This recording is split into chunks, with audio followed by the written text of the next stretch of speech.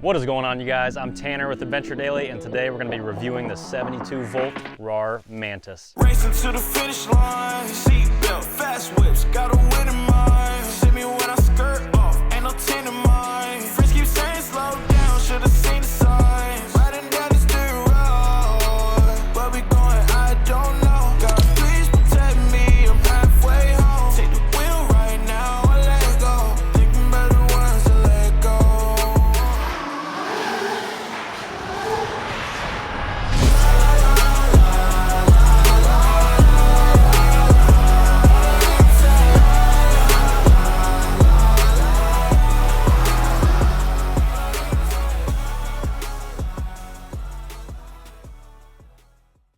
This is a medium-sized bike. It has a 32-inch seat height, weighs in at 139 pounds with the battery. It has a 19-inch front wheel with a 17-inch rear, disc brakes, and a top speed of around 50 miles an hour.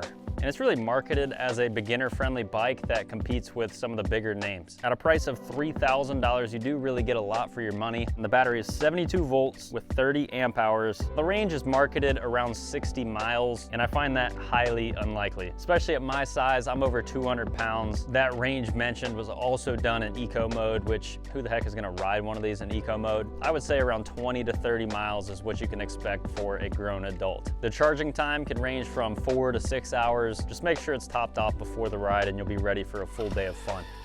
Now we're here at Yellowbush and we put this bike through just about everything you can imagine. I mean, we did a lot of the hard enduro course on this bike, so it is definitely very capable. I was able to do hill climbs. I took it through some creek beds, had it on some single track, tried a few jumps. I came into this review a little skeptical, and I gotta say, I was pleasantly surprised. Overall, a bike of this size, I just wasn't sure how capable it really would be. Now, if you have extra money to spend, I would probably recommend to get something a little bit more premium than this, but if you're on a budget and you want a really cheap, well-made e-bike, then the Rawrr Mantis X is a good option. For a kid, this is a no-brainer. For someone my size, it's definitely down on power, but if you know the limitations and you don't have super high expectations, you're gonna have a blast on this, especially if you're an entry-level rider. The suspension is super soft. The power is consistent and smooth. I rode it in the race mode pretty much the whole day, and it can be a little bit touchy at first, but I got used to it and I actually preferred that mode over any of them. It's nice to have the full power when you need it, but is also usable. It's not too much. Now this is a 3,000 watt brushless motor with a peak power of 6,500 watts. And it says the climbing ability is about 45 degrees. And I would find that pretty accurate, especially once I drained down the battery. The hill climbs, power was lacking a little bit, but on a full charge and on flat ground, this is definitely very torquey, and I was able to do some pretty good wheelies on it.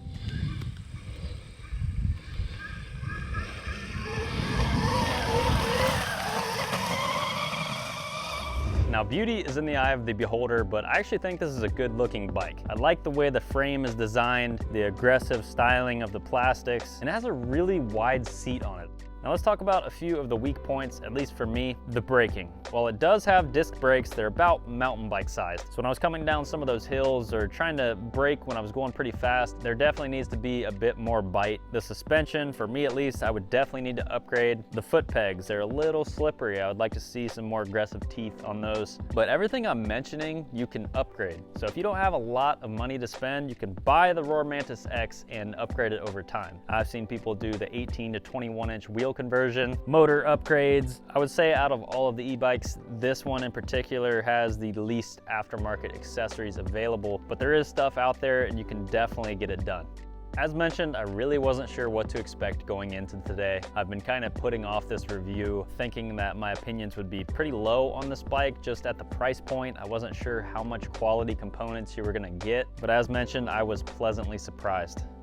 So who is this bike for? If you're a kid or a lighter weight adult, this is gonna be a great option. If you don't wanna spend a lot of money and you just wanna go out on some light trail rides or just cruise around the cul-de-sac, I know if I was a kid, I would have a blast on this thing riding around the neighborhood, or even for some light trail use or trail maintenance like Tilly mentioned earlier. It's a really fun, easy to ride bike. You don't have to worry about a lot of maintenance, just charge the battery and go. For the price, you really gotta understand the expectations, the limitations. They squeezed a lot into a small package, and I really do think you get a lot for the money. So if you're interested at all about the Rawrr Mantis X, be sure to check out the description box below. I will probably have a discount discount code as well if you're interested in purchasing. There are a lot of positives about this bike, but I just wanted to be as transparent as possible with this review. If you'd like to see more bikes or reviews like this in the future, be sure to subscribe, drop a comment down below, let me know your thoughts. I can say one thing, I had a lot of fun riding this today, and I wouldn't hesitate to hop on and have some fun in the future. Thank you for watching, and always remember to live free and adventure daily.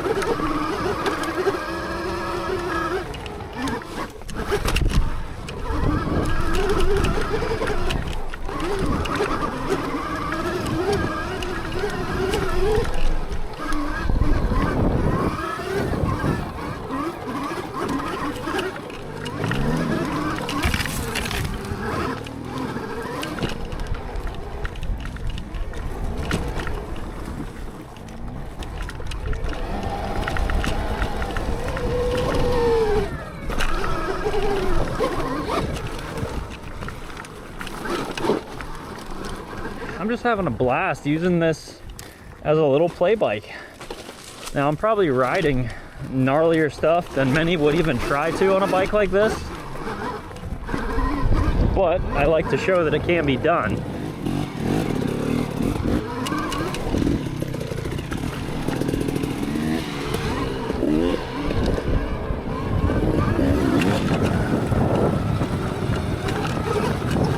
Little soft for the big boys. But if you're just cruising though, it makes for a really comfortable ride.